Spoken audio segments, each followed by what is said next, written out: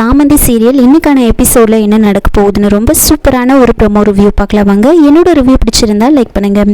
சாமந்தி ரோபோட்டோட ஹெல்ப்பை வச்சு vacuum கிளீனரை operate பண்ணி சோஃபாக்கு அடியில் இருந்த அந்த ஆரத்தை வந்து எடுத்துருவாங்க. எடுத்ததுக்கப்புறமா அந்த ஆரத்தை அங்கேருந்து எடுத்துகிட்டு போகும்போது அர்ஜுன் அவங்கள பார்த்துருவாங்க. அர்ஜுன் அவங்க வீட்டை விட்டு வெளியில் போக போகிறாங்க அப்படின்னு நினச்சிக்கிட்டு அவங்களுக்கு அட்வைஸ் பண்ணி அங்கேருந்து அனுப்பி வைக்கிறாங்க. அதுக்கப்புறமா அர்ஜுன் வந்துட்டு குளிர்காயறதுக்காக கட்டையெல்லாம் வந்து எடுத்து வச்சிட்ருப்பாங்க. அப்போ சாமந்தி அங்கே வராங்க. என்ன பண்ண போகிறீங்கன்னு கேட்க கேம்ப் ஃபயர்னு சொல்லிட்டு கெரோசினை எடுத்துகிட்டு வர சொல்கிறாங்க.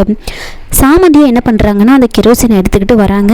அந்த கெரோசினை கொடுத்ததுமே அர்ஜுன் அதை ஊற்றி நெருப்பை பற்ற வைக்கிறாரு. பற்ற வச்சதுமே டக்குன்னு சாமந்தி வந்து அப்படியே பயந்து போய் அப்படியே அலறிக்கிட்டு இருப்பாங்க. இதை பார்த்ததுமே அர்ஜுன் என்ன ஆச்சு அப்படின்னு கேட்க எதுவும் சொல்லாமல் அப்படியே பயந்து போய் அர்ஜுனை கட்டி பிடிச்சிப்பாங்க. சாமந்தி கொஞ்ச நேரத்துக்கு அப்படியே பயந்துக்கிட்டே இருப்பாங்க.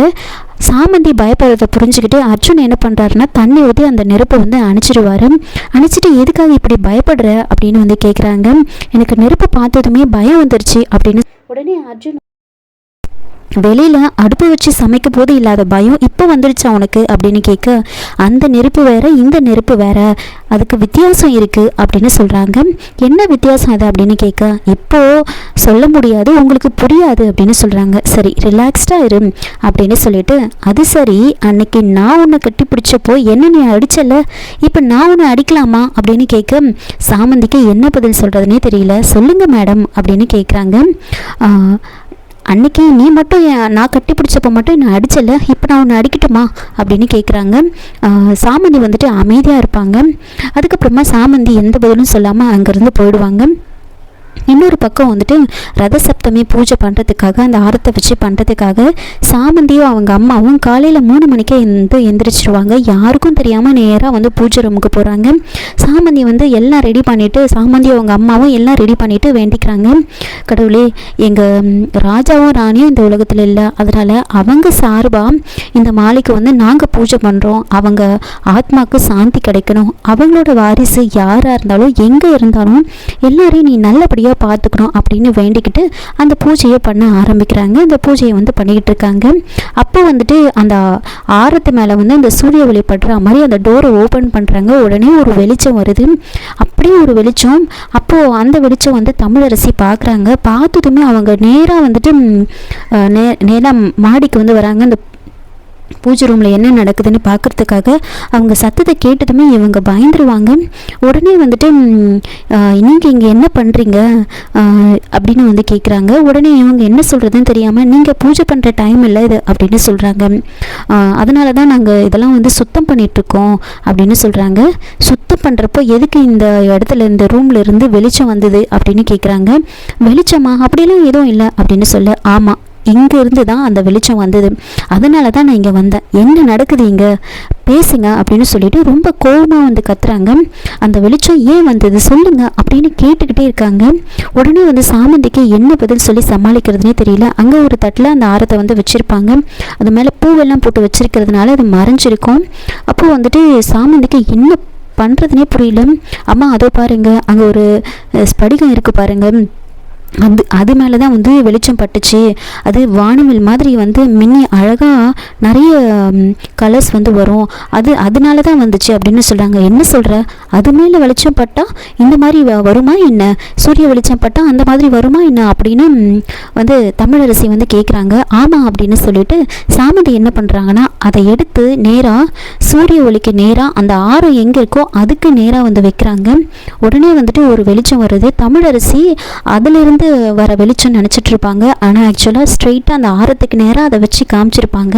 அதனால் அந்த வெளிச்சம் வந்திருக்கும். எப்படியோ இந்த பொய்யை சொல்லி வந்துட்டு சாமந்தி வந்து தப்பிச்சிருவாங்க.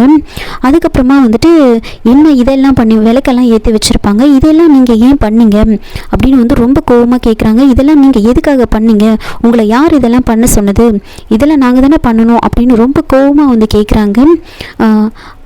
கோவமாக கேட்டுட்டு இருக்கும்போது அவங்க 2 பேருக்கும் என்ன பண்ணுறதுனே புரியாது. கரெக்டாக அப்போ தான் வந்துட்டு மகேந்திரன் அங்கே வராரு. எதுக்காக இதை பண்ணீங்கன்னு கேட்டுட்டு இருக்கும்போது நான் தான் அதெல்லாம் பண்ணேன் அப்படின்னு வந்து சொல்கிறாங்க. என்ன இதெல்லாம் நீங்கள் பண்ணீங்களா அப்படின்னு கேட்க, ஆமாம் நான் தான் விளக்கேற்றி பூஜைக்காக ஏற்பாடெல்லாம் பண்ணேன். உனக்கு ஞாபகம் இருக்கா இல்லையா எனக்கு தெரியல, இன்றைக்கி ரத சப்தமி. இந்த நாளில் வந்து காலையிலே எழுந்து பூஜை பண்ணுறது நல்லது. உனக்கு இது மாதிரி விஷயம்லாம் தெரியாமல் இருக்கலாம். இந்த வீடு நல்லா இருக்கணுன்றது என்னோட பொறுப்பு, அந்த பொறுப்பு எனக்கு இருக்குது. அதனால தான் இந்த ஏற்பாடையெல்லாம் நான் பண்ணேன். உட்காரு, நாம் 2 பேரும் சேர்ந்து இந்த பூஜையை பண்ணுவோம் அப்படின்னு சொல்லிட்டு 2 பேரும் உட்காடுறாங்க.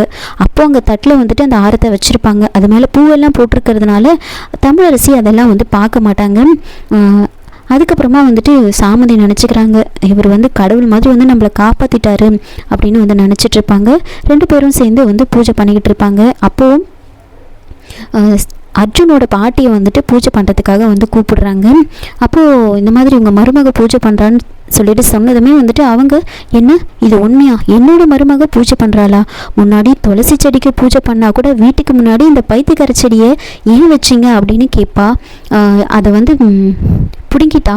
அப்படிப்பட்டவ இன்றைக்கி பூஜை பண்ணுறாளா? ஆச்சரியமாக இருக்கே. இந்த வீட்டுக்கு கடவுள், இந்த வீட்டுக்கு நல்ல காலம் வந்துருச்சுன்னு நினைக்கிறேன் அப்படின்னு சொல்லிட்டு அவங்க ரொம்ப சந்தோஷமாக அங்கேருந்து எழுந்திரிச்சு போகிறாங்க. பூஜையெல்லாம் பண்ணி முடிச்சதுக்கப்புறமா வந்துட்டு அங்கே வந்து பூஜை பண்ணிகிட்டு இருக்கும் போதே சாமந்திக்கு அப்படியே வேர்த்து கொட்டும். உடனே அது தமிழரசி வந்து பார்க்குறாங்க, இவ்வளோ காலையிலே வந்துட்டு ஏன் வெயிலில் இருந்த மாதிரி உனக்கு இப்படி வேர்க்குது, இங்கே சென்ட்ரலைஸ்டு ஏசி கூட இருக்கியா அப்படின்னு சொல்லி கேட்க, உடனே மகேந்திரன் சொல்கிறாரு, அவங்க மண்ணில் பிறந்தவங்க, மண்ணிலே வளர்ந்தவங்க அல்லவா அப்படின்னு வந்து சொல்கிறாங்க. குளிர்ச்சியான ஏசியில் இருந்தாலும் அவங்க வேர்வை வந்து விடாது. வீட்டுக்கு முன்னாடி விதமாக வந்துட்டு புல்லை வளர்த்துட்டு வீட்டுக்குள்ளே மிஷினால் காற்றை வர வச்சுக்கிட்டு சில்லுன்னு இருக்கிறவங்களுக்குலாம் அதை பற்றி தெரியாது. அவங்களுக்கு அந்த வேர்வை தான் எல்லாமே அப்படின்னு சொல்லி தமிழரசி அமைதியாயிடுவாங்க. அதுக்கப்புறம் அந்த ஆரத்தை பார்க்காம வந்துட்டு அந்த பூஜையை முடிச்சுட்டு அங்கேருந்து வந்து போயிடுவாங்க. இதோட இந்த ப்ரோமோ வந்து முடிச்சிருக்காங்க. என்னோட ரிவ்யூ பிடிச்சிருந்தா லைக் பண்ணுங்கள், மறக்காமல் சப்ஸ்கிரைப் பண்ணுங்கள். தேங்க்யூ.